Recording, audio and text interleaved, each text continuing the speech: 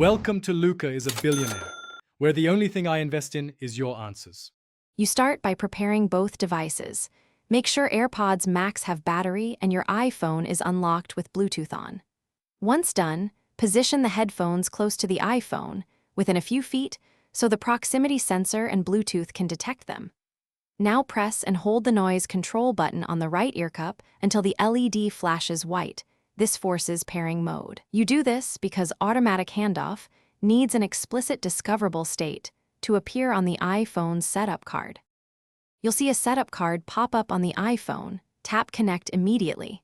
If the card doesn't appear, open Settings Bluetooth and look under Other Devices for AirPods Max, then tap the name. Next, follow prompts to name the headphones and decide whether to enable Siri and sharing with iCloud.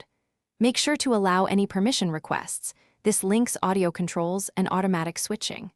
Once the iPhone reports connected, the pairing process is complete and audio will route automatically. Finish by testing audio, noise control modes, and the digital crown volume. If something fails, try a simple reset. Hold the noise control button and digital crown together for about 15 seconds until the LED flashes amber then white.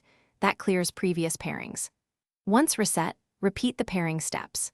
If problems persist, make sure iOS is up to date and remove potential interference.